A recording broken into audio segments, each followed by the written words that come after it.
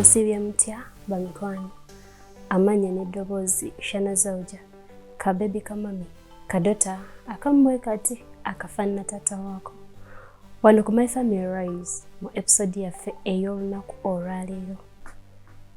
Abasajja njagala okubabuuza kiki temutulekamu naffe ne tukola bye twagala ng'abakyala? Gw'olowooza bwe wampasa wawasa kyakufuga?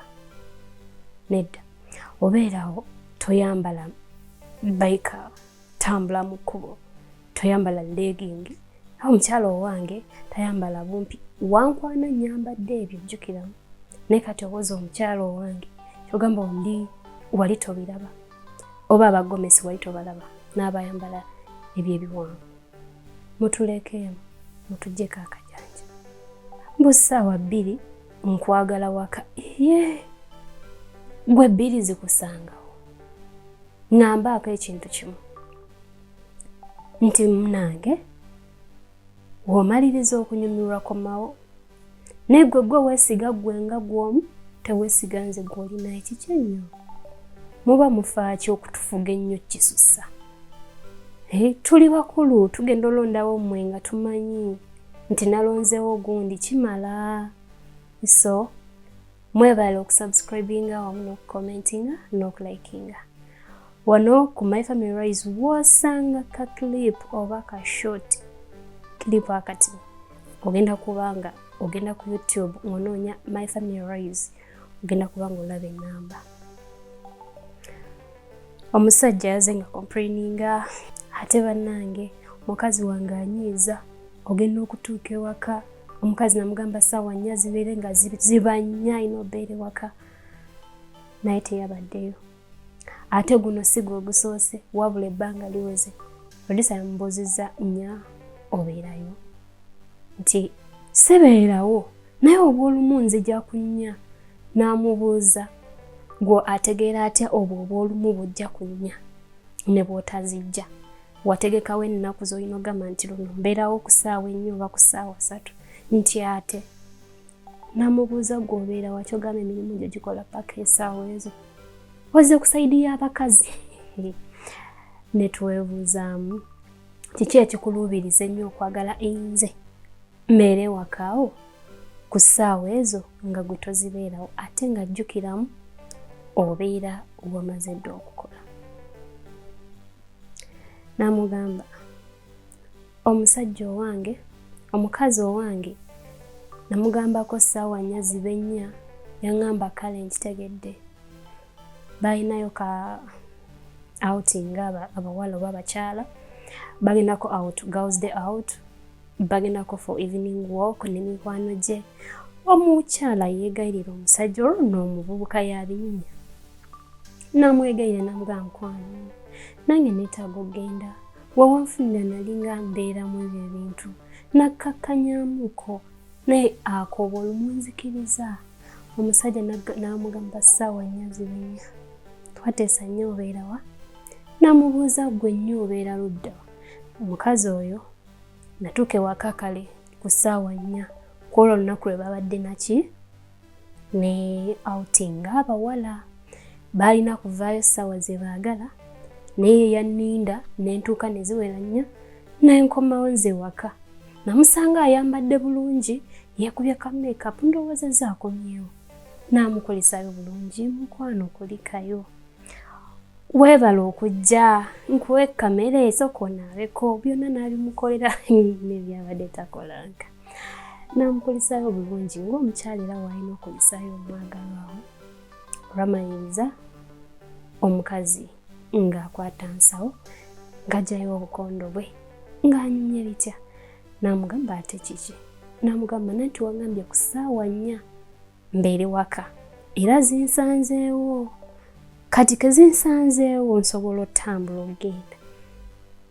Omusajja n'amulemerako amubuuza kiki?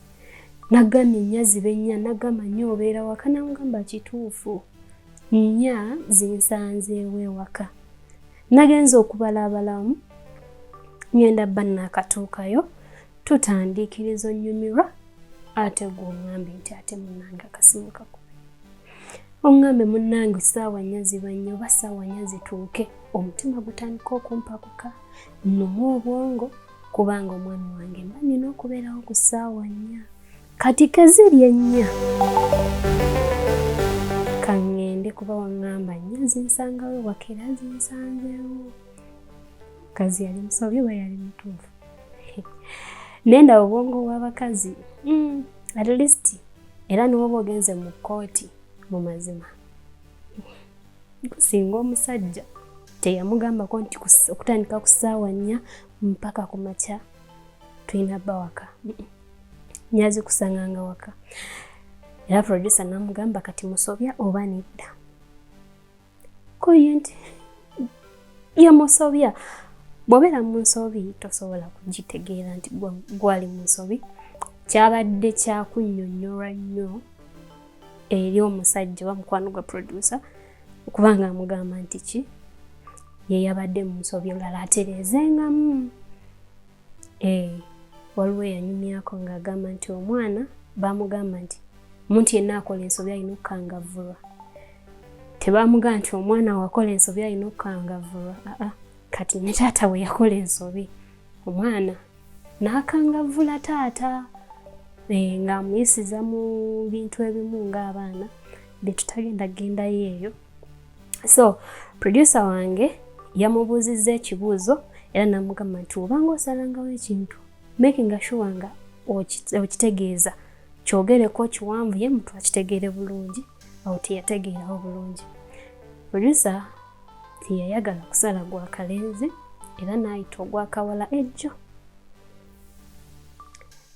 namugamba nange kiki ekyatuukawo bona mikwano gye namubuuza ku kyaki namugamba ekyatuukawo ekituuseewo ku bufumbo bwammwe omwami agamba bw'ati ate nga nange nandigadde okuwuliriza ku saidi yo namugamba okay era namugamba gwe oli mukwano gwange naye mukwano gwange njagala okutegeera ekituufu ekiva ku gwe nekiva ku ye namubuuza kiki ennyo kyeyagambye manya abantu basobola kwogera direct namugamba bwe ngamba byeyagambye so sinza ate kubuulira byeyakoze ki byeyaŋŋambye kuko omuwala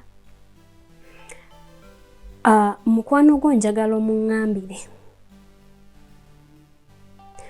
ko ye ntiya naffe abakyala tubaako ne bye twagala nti era mugenda okutusanga nga tubaako ne bye tukola ne tubyerekereza nti naye ate mmwe be tukoledde okuba ntwerekereza ebintu ebimu ebiyinza obbanyiza ebiseera ebisinga musigala ku byo nga mukola ebyo nti omusajja oyo yaŋŋamba ssaawa 4 zinsanga waka nti naye ye akomawo ssaawa zayagala omupiira oba guwedde ssaawa 8 ye nga zajja mbeera awo waka mu nnyumba nkuuma kiki ate nga nkigumidde yansanga nyambala leggings zange nti yazingobako okyandaba nga nzambala nti era producer namugamba kirungi kuba kiyamba gwe obutaweebuuka gwe teweeraba kati nga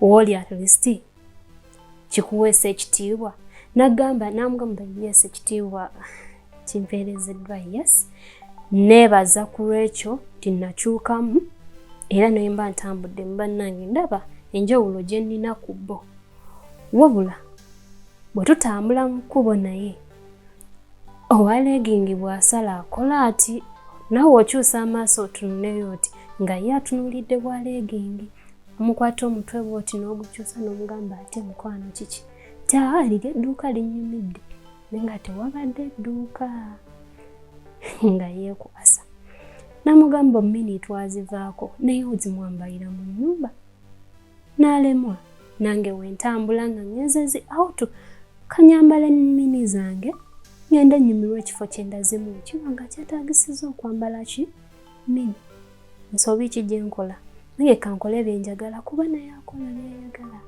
so wano ku My Family Rise mu episode yaffe ey'olunaku olwaleero bwe tebadde bw'osanga ka short clip oba ka short movie konna konna woyinza okiyita genda ku YouTube osachinge My Family Values ogenda kubeera olaba kiri byonna gimala.